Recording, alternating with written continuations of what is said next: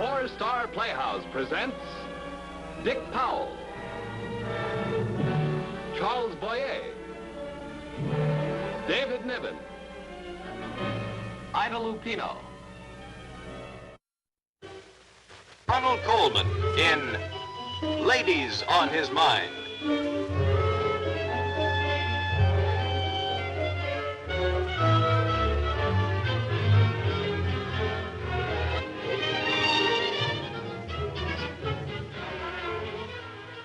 Goodbye, love. I'm leaving now. Oh, wait a minute, Matthew. Come here a moment.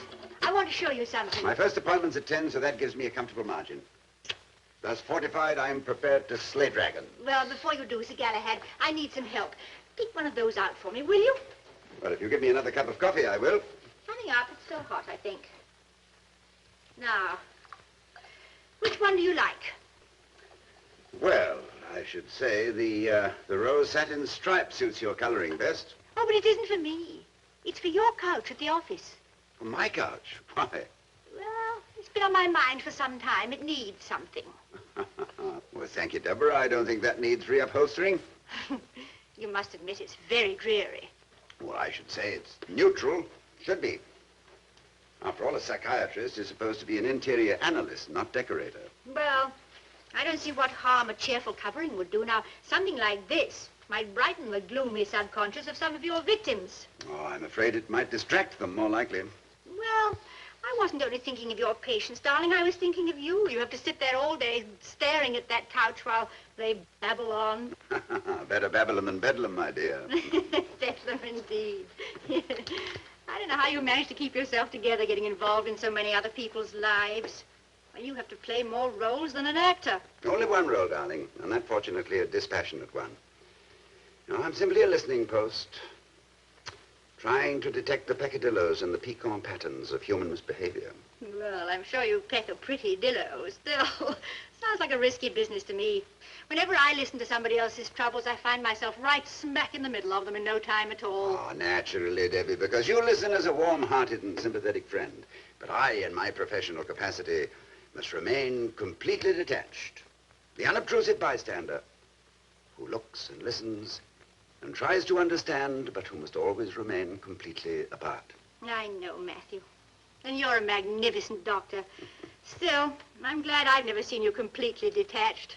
If I ever did, the shock would probably turn me into one of your patients. And I'd feel a most awful bore. An idle speculation, my love, because detachment where you're concerned is beyond the realm of possibility. Well, detach yourself, Matthew. You're late. Yes. Many happy analyses of the day, Duck. I'll see you dinner time. Bye. Bye, love. Bye. I'm sorry, but Dr. Bosenket cannot talk to you now. He's with a patient. Yes, I'll tell him you called. Thank you. Goodbye. The leaves were all shades of red and brown. Strange it was autumn. It should have been spring, you know.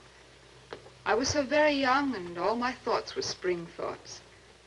I had every reason to believe I was in love. You see, Doctor, even the words I use, thoughts, reason, believe, always my head. A Frenchman once said, the heart is a faculty of which we deprive ourselves daily for want of exercise, whereas the mind becomes keener day by day. Well, the heart's there, all right. But if only it would give one big throb or even miss a beat occasionally, then I think I could be really happy. Well, let us be thankful you have a sound heart. Less business for my cardiac friends. Yes. Let it be said she has a heart of oak, a tree that bears no fruit. A round of applause for a good sturdy ticker. Charlotte Kirby's abandoned passion, the fretful frenzy of her embrace. Ah, she who wears her heart upon her sleeve for critics to peck at. Even the most peckish critic cannot deny your sincerity as an actress, Miss Kirby. I had the pleasure of seeing you in both Cleopatras, and I must say, as a layman, your performance seemed emotionally true and unexaggerated. You're very sweet, Doctor. It's one thing to give a convincing impression of passion, quite another to experience it yourself. I would gladly trade all professional reward if for one moment I could be an amateur in love. You understand what I mean? I feel I can talk freely to you, Doctor, and believe me, that's something new and rare. Perhaps it's because because you're so detached. Simply a listening post. And I'm not required to give a performance to prove that I'm a woman, not just a still life. Now, won't you please lie back and relax, Miss Kirby? Some other time we can discuss histrionics, perhaps. But for now, let us return to, where were we? The leaves. Autumn. Yes. Autumn. Autumn and Edgar. Poor Edgar. He gathered the leaves in his hands and threw them out over the wall down the cliff. We watched them flutter down. Down. Dead leaves. I must have shuddered, for he clasped my hand. His was warm, but mine was as cold and lifeless as the leaves. I am simply a listening post. I must remain completely detached. And when he put his arm about me and kissed me, I screamed. Not from horror or fear or any kind of feeling. It was like the cry of a stone. Poor Edgar. How could I expect him to understand? I could have died from shame if he'd known the truth about me. But I was dead inside. A white glacier clouded in a mist of tears.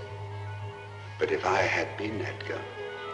How could he know that I was inaccessible? There was no key to unlock the door. There was really no door at all. Just a wall of ice.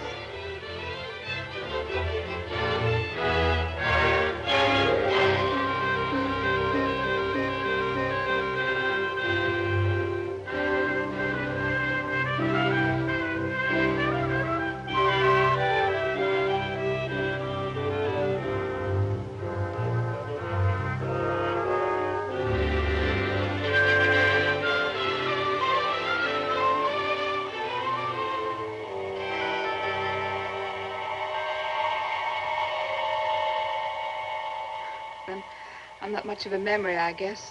That is, for myself. I'm just an anthology of roles. Filing case of ingenues and leading ladies. When I'm off stage, I feel like an imposter pretending I'm alive. The truth is, there's not much point in probing an iceberg. The 9/10 under the water is just the same, only colder. The ultimate destiny of the coldest iceberg is to melt in warmer waters. Tired? Weary, perhaps, but not tired. I'm not much good at this sort of thing, I'm afraid. Too self-conscious to be of much help, right? Oh, on the contrary, Miss Kirby, this has been a most satisfying session. Let me put it this way. You are a fastidious and discriminating person. And since apparently you have not yet encountered someone who fulfills your expectations, you have, however unwittingly and modestly, put the blame on yourself. Blame? You've conveniently created a fictional image to hide your own true self. That self, I'm sure, is so full of warmth and vitality that you've tried every art to conceal it, for fear you might be trapped by your own natural affectionate impulses. Go on, Doctor. I'd like to substitute for your deprecating description of yourself as an iceberg, shall we say, a potential bonfire, which needs only the right spark to burst into flame. Really, Doctor, I think you know more about me than I know myself. I feel much better, should I? Prognosis favorable. Thursday, 11. If you like. But I don't think you'll be a patient much longer, Miss Kirby. I hope you're right, Doctor. Goodbye.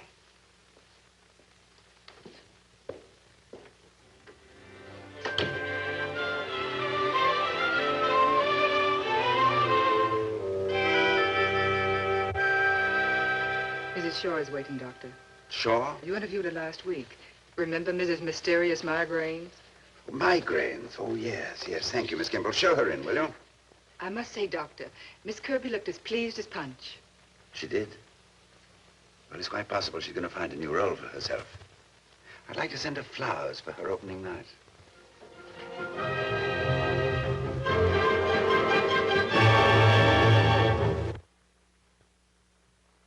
Doesn't seem to make any sense, Doctor. 1 minute I'll be feeling perfectly fine, then the next for no reason at all. But it's like somebody hitting me very hard with the flat of his hand right on my forehead, right here. I don't feel it on the outside at all. It's all deep inside, right above the eyes, and I can't hold up my head anymore. Do you have such a headache now, Mrs. Shaw? Do you have a headache now, Mrs. Shaw? No. Should I? No, it was just a question, not a request. Go on, please. And I think it may help if you forget your symptoms for a while and just tell me a little bit more about yourself. Oh, well, I'm not very interesting, Doctor. I mean, that is, nothing much happens to me. I live a very simple life, really. Tom likes it that way, too. Tom? Well, there's no reason to bring Tom into this. He's been very patient and very devoted. And we've been very happy ever since we've gotten married. That's what makes it so difficult about Leonard, you see. Leonard is a friend, I take it. Of course, Doctor. What did you think? I mean, if he weren't a friend, there wouldn't be any problem, would it? Well, it's hardest of all on Leonard. I mean that, Doctor. Now, I'm not trying to deny that it's not very confusing for me, but I'm just grateful that Tom doesn't seem to be aware of what's happening. Well, I mean, what would happen if I let it? That is how Leonard feels. After all, he's so sincere. I can't be mean, can I? And it's not his fault. Well, it's not anybody's fault. Well, it's life, isn't it? If you mean the many things occur in one's life for which one doesn't seem responsible, that is, moral responsibility in personal relationships can often be difficult to determine. Oh, I'm not blaming Leonard, even if he is Tom's best friend. Well, I mean, if he weren't, he wouldn't have met me and none of this would have happened. Well, I mean, nothing really has happened, except for the way he feels. And you can't be angry with a man for being deeply in love with you, can you? Mrs. Shaw, I'd suggest that you don't make any judgments yet. I'd prefer it if you'd lie back and relax. And just talk. All right.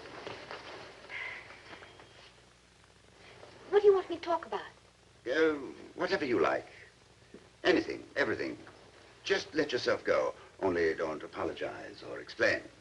Now. You know, it's very comfortable here. I hope I don't fall asleep. I wouldn't worry about that. You know, it's funny what floats through your head when you're not thinking. You see things. Our breakfast room, for instance. And the coffee in Tom's cup that's stone cold because he didn't have a chance to finish it. He'd miss his train. And there's something about cold coffee that makes me shiver. Tom always has to run to make it at the last minute. No, I don't think he would have been on time for our wedding if Leonard hadn't taken over. One thing is sure. Leonard is always punctual. And practical. And discreet. I am just an unobtrusive bystander. I must remain discreetly apart. But you know, as well as I know Leonard, I'm never quite sure what he's thinking. He's able to conceal his thoughts. Certainly very lucky for everybody concerned. Now, if I were Leonard... Leonard has such magnificent control of himself. He seems just about to tell me exactly how he feels, but he has such great respect for me. And of course, I try to be as gentle and considerate as I can. Friendly, you know, but at arm's length. But at arm's length. But at arm's length. But at arm's length. But at arm's length.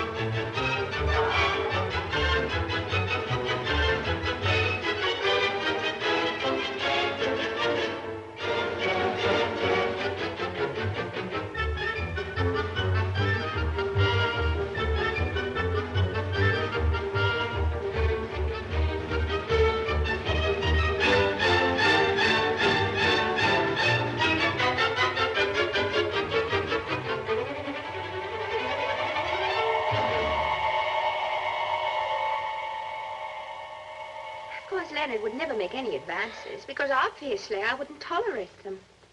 Oh, it must be terrible, though, to suffer love unrequited. But I suppose Leonard finds some little happiness in just being with me. It's sad, though. Oh, it's funny. I feel much better already. Oh, you are quite wonderful, Doctor. It's a little frightening, though. I feel as though you can see right through me. Well, it's interesting you should say that, Mrs. Shaw, because if that is true, then I think you'll be through with me.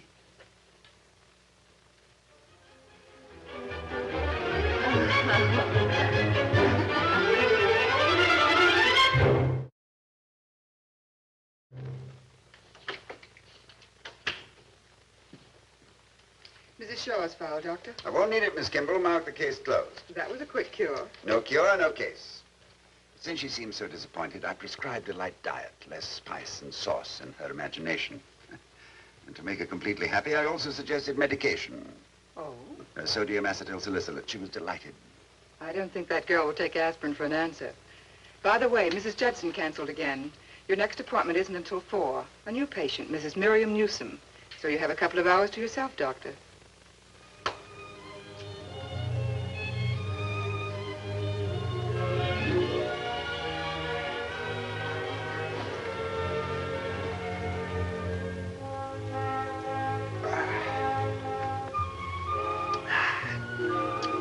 I think it all began with Clara's pink ribbons.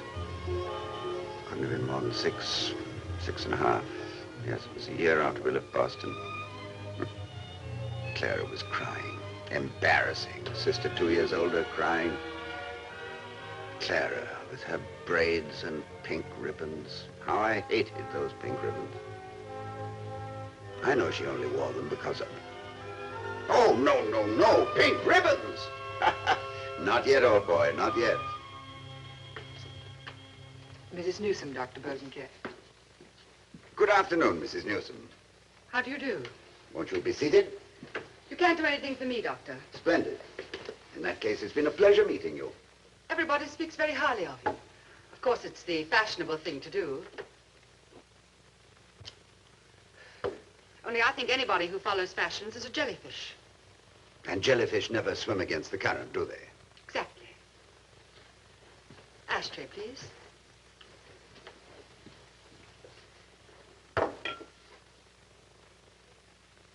That's a very fashionable suit you're wearing, Mrs. Newsom. Well, that kind of fashion. Now, Doctor, don't tell me that's some kind of awful fetish or something. No, no, I like it. I can see what they mean already, the charming approach. But frankly, Doctor, I'm only here out of curiosity. Well, then I trust you won't mind my own. Not at all. I expect you to ask questions. But I would like to make myself quite clear at the start. I've always thought that coming to someone such as yourself, and I don't mean this as a personal affront, well, the idea is rather revolting and ridiculous. It's true that I've been on edge the past year or so, but the reason is no secret. I've tried very hard to be patient and understanding, but the fact is my husband has become intolerable.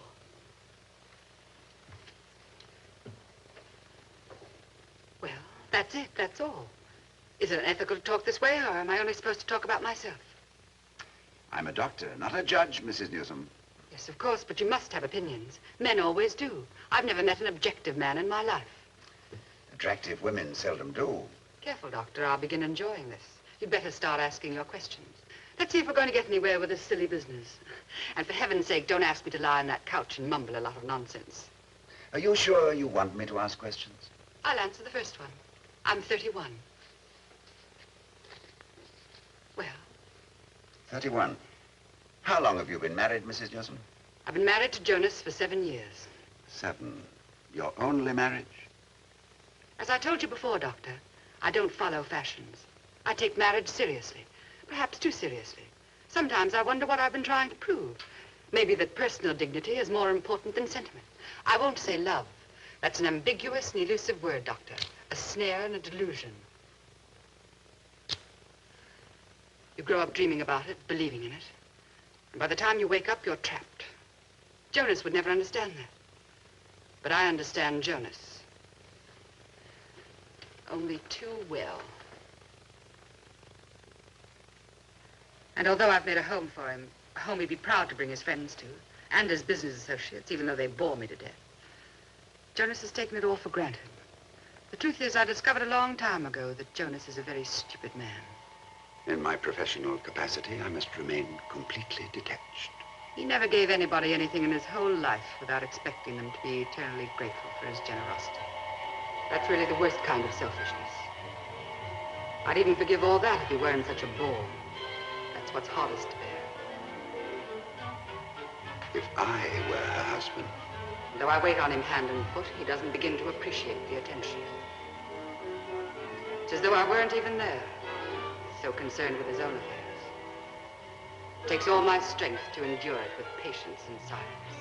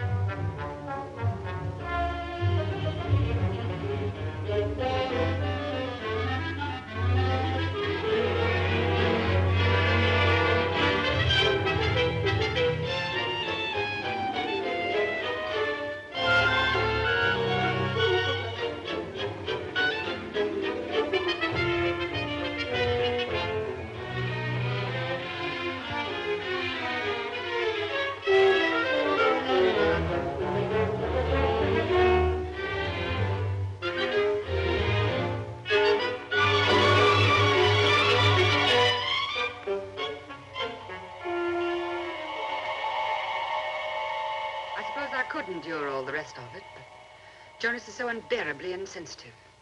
As frightful as it is with all his impossible friends, it's even worse when we're alone. He has absolutely nothing to say. Have I amused you, Doctor? I hope you haven't misunderstood me. I hope I haven't. As I told you, Doctor, there's nothing you can do for me. I think you're absolutely right, Mrs. Newsom. I only wish I could do something for your husband.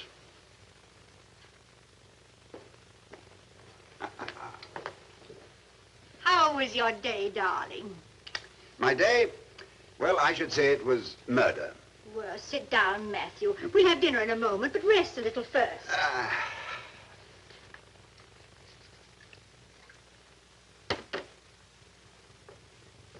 There.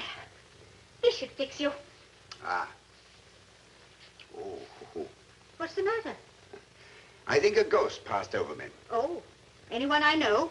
Nobody I even know, really. Oh, you do need a drink. I wonder what the Borgias thought when someone offered them a drink. Oh, did their own mixing or stayed in the wagon, be my guess. Why, what brought the Borgias up? You know, even the flowers died. You know, you're not making any sense. I know, but I think I made sense with Mrs. Newsom. Well, here's how. Down with the subconscious. You're better now, huh? Mm. For a moment there, I thought you were detached. Deborah, I've come to the conclusion that maybe I'm not always as detached as I thought I was. Well, I don't think I had the faintest idea what you're talking about, but don't let it get you downhearted. Remember what Macbeth asked his doctor?